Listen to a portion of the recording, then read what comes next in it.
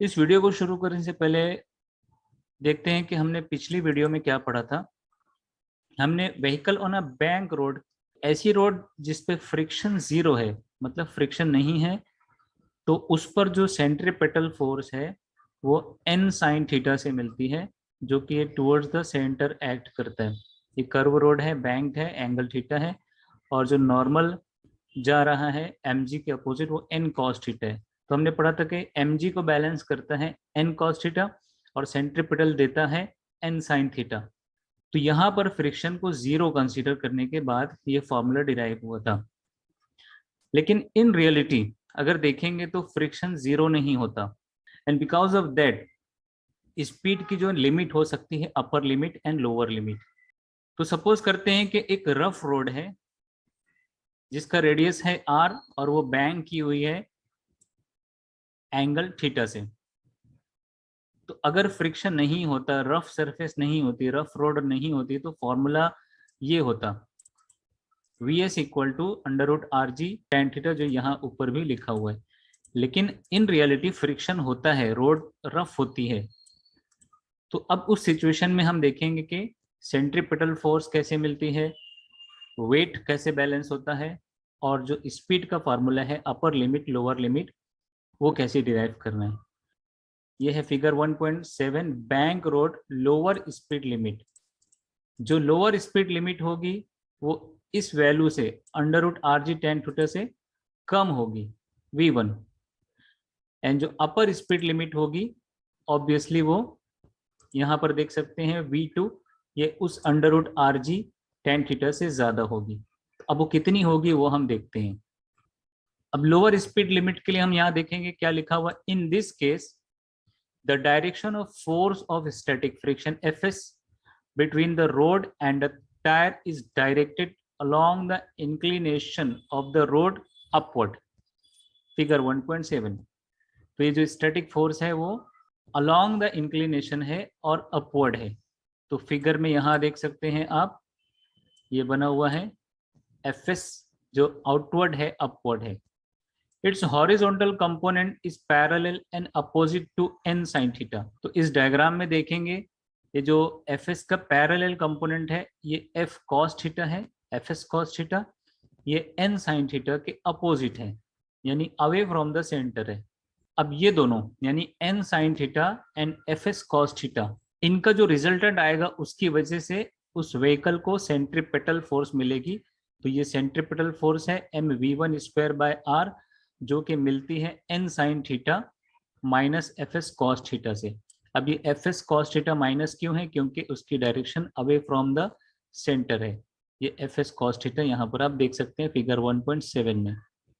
इसके अलावा जो f का वर्टिकल कंपोनेंट है एफ एस साइन थीटा जो ऊपर की तरफ है, तो F S sine theta and n cos theta, n cos theta and F S sine theta, ये कंबाइन होकर mg को बैलेंस करेंगे।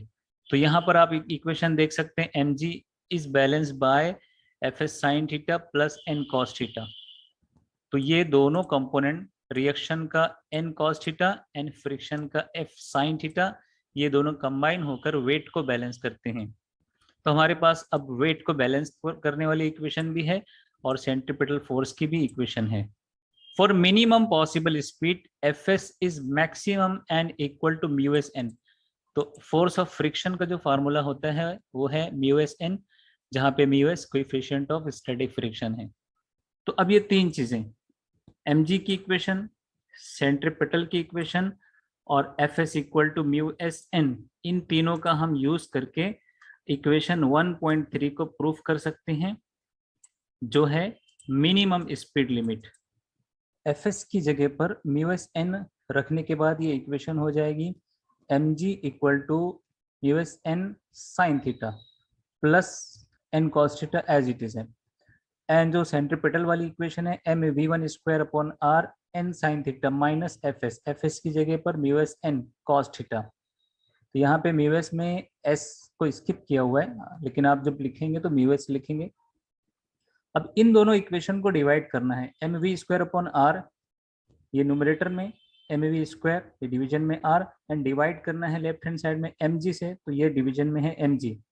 राइट हैंड साइड में देखेंगे तो n sine theta minus mu S n cos theta, ये numerator में है n sine theta minus mu S n cos theta, and denominator में होगा mu S n sine theta plus n cos theta, ये denominator में, ये bracket के अंदर है। अब अगले स्टेप में आप देखेंगे तो mm कैंसिल हो गया, ये है v स्क्वायर अपॉन आर जी, और यहाँ पर न्यूमरेटर में n कॉमन लेकर, डिनोमिनेटर में n कॉमन लेकर कैंसिल कर देंगे, फिर जो रिमेनिंग होगा ब्रैकेट में वो होगा sign theta minus mu S cos theta, division में होगा mu S sign theta plus cos theta. अब राइट हैंड साइड में हम क्या करेंगे, जितने भी टर्म्स हैं उन सबको कॉस थीटा से डिवाइड करेंगे, तो ये टर्म हो जाएगा sign theta upon cos theta minus mu cos theta upon cos theta, cos theta cancel हो गया, तो ओनली म्यू बचा हुआ है।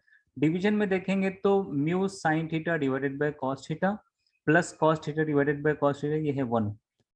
तो न्यूमरेटर एंड डिनोमिनेटर सबको कॉस थीटा से डिवाइड करना है। अब इस स्टेप को आप देखेंगे v square upon r g equal to ये, इसमें साइन अपॉन कॉस ये हो गया tan theta minus mu divided by mu sine theta upon cos theta, ये again tan theta mu tan theta plus 1। अब इसके बाद आप टेक्स्ट बुक के प्रिंट को देखेंगे तो आर जी राइट साइड में शिफ्ट किया हुआ है, ब्रैकेट में ten theta minus mu S numerator में है, 1 प्लस म्यू टेन थीटा ये डिनोमिनेटर में है, एंड वी स्क्वायर था तो इसका स्क्वायर रूट लिया हुआ है, ये मिल गया v1 मिनिमम, जो कि लोअर स्पीड लिमिट का फॉर्मूला है।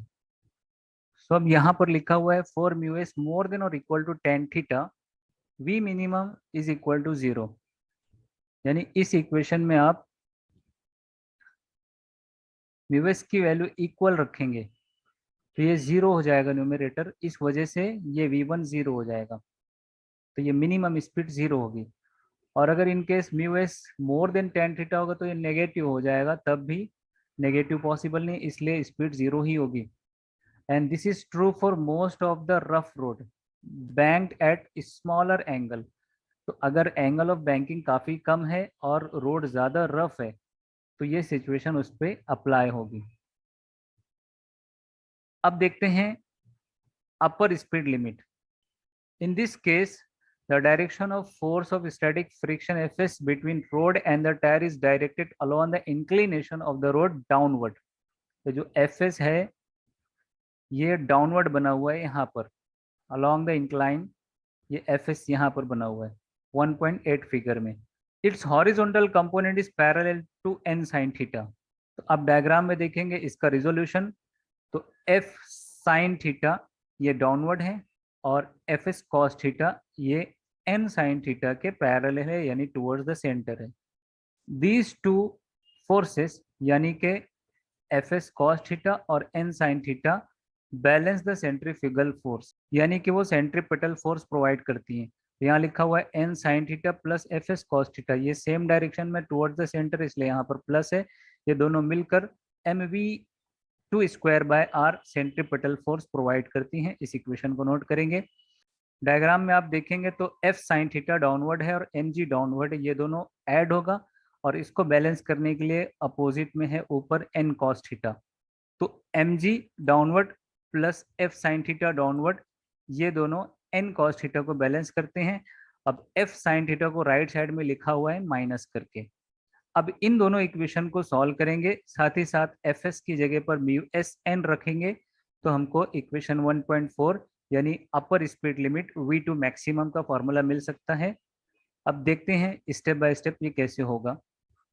अब इस साइड बॉक्स में आप देख सकते हैं mg equal to n cos theta minus Fs की जगह पर mu s n sine theta लिखा हुआ है, तो इस बॉक्स में देख सकते हैं आप। इसी तरीके से centripetal force mv2 square upon r n sine theta plus Fs की जगह पर अगेन यहाँ पर म्यू n cos थीटा लिखा हुआ है।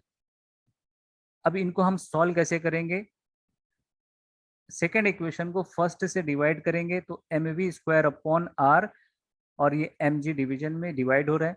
राइट हैंड साइड में n sine theta plus mu S n cos theta ये न्यूमरेटर में, एंड डिवीजन में होगा n cos theta minus mu S n sine theta. अब लेफ्ट हैंड साइड में m कैंसिल होंगे और राइट हैंड साइड में n रिएक्शन को कॉमन लेकर कैंसिल कर देंगे, तो न्यूमरेटर में बचेगा sign theta plus mu cos theta and denominator में बचेगा cos theta minus mu sine theta. फिर इस स्टेप को हम राइट हैंड साइड में कॉस थीटा से डिवाइड एंड मल्टीप्लाई करेंगे, तो वो कॉस थीटा न्यूमरेटर में sign theta upon cos theta, mu cos theta upon cos theta cancel होगा, म्यू बचेगा एंड डिवीजन में cos theta upon cos theta ये 1 है minus mu sine theta upon cos theta. अब अगली स्टेप में sign theta upon cos theta दोनों जगह पर टेन थीटा हो जाएगा, तो ये स्टेप हो जाएगी v square upon r g equal to ten theta plus mu divided by 1 minus mu tan theta. अब टेक्स्ट बुक में जो प्रिंट है 1.4 इसको इससे चेक करेंगे, तो आर जी को राइट साइड में लिया गया है, ब्रैकेट सेम है tan theta plus mu s divided by 1 minus mu s tan theta and v square था तो इसको स्क्वायर रूट लिया गया, ये हो गया मैक्सिमम स्पीड यानी अपर स्पीड लिमिट का formula on a bank road. अब यहाँ पर कंडीशन है if mu s equal to cot theta. अब अगर स्टैटिक फ्रिक्शन की वैल्यू और थीटा का कॉट रेशो ये दोनों इक्वल हो जाता है तो मैक्सिमम स्पीड इन्फिनिटी हो जाएगी, but mu S maximum value 1 होगी। स्टैटिक फ्रिक्शन की जो मैक्सिमम वैल्यू होगी यहाँ पर ये 1 होगी। अब अगर ये 1 होगी तो थीटा को इक्वल टू और मोर देन 45 होना पड़ेगा, जिसकी वजह से स्पीड मैक्सिमम इन्फिनिटी होगी। तो अगर बहुत ज़्यादा एंगल से यानी 45 के ज़्यादा एंगल से बैंक्ड है तो वो स्पीड जो है मिनिमम स्पीड लिमिट भी ज़्यादा होगी, जैसा कि वेल ऑफ डेथ में होता है। इफ फ्रिक्शन इज जीरो, ऊपर के दोनों केस में 1.3 एंड 1.4 में अगर म्यू एस जीरो हो जाता है, इन दोनों इक्वेशन में 1.3 में भी और 1.4 में भी अगर आप म्यू एस जीरो रखकर चेक करेंगे तो मिलेगा v equal to under root r g tan theta, यानी कि जो प्रीवियस इक्वेशन थी मोस्ट सेफ स्पीड, ये वो फार्मूला है। सो स्टूडेंट्स, इस अच्छे से टॉपिक में हमने क्या पढ़ा कि अगर बैंक रोड पर फ्रिक्शन नहीं है तो जो मोस्ट सेफ स्पीड होती है वो ये होती है, अगर फ्रिक्शन नहीं है तो हमको एग्जैक्टली इसी स्पीड से चलाना होगा। लेकिन प्रैक्टिकली रफ रोड होती है और फ्रिक्शन होता है, तो ऐसी रोड पर स्पीड की एक लिमिट होती है, upper limit and lower limit, उससे लोअर लिमिट से ज़्यादा और अपर लिमिट से कम स्पीड से सेफली ड्राइव किया जा सकता है। इसमें सारा रोल जो है वो फ्रिक्शन का है। अगर कार और व्हीकल को काफ़ी फास्ट चलाना है तो वो आउटवर्ड स्लिप हो सकती है, और आउटवर्ड स्लिप होने से बचाने के लिए ये फ्रिक्शन जो है फिगर 1.8 में ये डाउनवर्ड साइड है, इन साइड है, तो ये फ्रिक्शन उसको एक लिमिट तक रोकेगा और उसकी maximum safe limit speed limit का फॉर्मूला हमने कैलकुलेट कर लिया है। इसी तरीके से अगर बैंक रोड पर फ्रिक्शन नहीं है और कार की स्पीड बहुत कम है तो वो डाउनवर्ड स्लिप हो सकती है। डाउनवर्ड स्लिप से बचाने के लिए फ्रिक्शन अगर है तो वो अपवर्ड डायरेक्शन में एक्ट करेगा, जो उसको डाउनवर्ड स्लिप से बचाएगा, इन साइड स्लिप से बचा लेगा। तो ऐसी सिचुएशन में स्पीड को एक लिमिट से कम नहीं रख सकते, तो ये लोअर स्पीड लिमिट का फॉर्मूला हमने यहाँ पर डिराइव कर लिया है। तो ये दोनों इक्वेशंस लगभग एक जैसी हैं, 1.3 और 1.4, तो आप इसमें देखेंगे तो सिर्फ प्लस माइनस का डिफरेंस है। आई होप स्टूडेंट्स आपने ये टॉपिक अच्छे से समझा होगा। अदरवाइज वीडियो फिर से रिपीट करके स्टेप बाय स्टेप एक एक सेंटेंस को आप सुनो और समझो, और थोड़ा सा रिटर्न वर्क करेंगे आप। अगर टेक्स्ट बुक में, अगर अपनी नोटबुक में सारी स्टेप्स को लिखेंगे वन बाय वन तो आपको और अच्छे से समझ में आ जाएगा। So best of luck, thank you.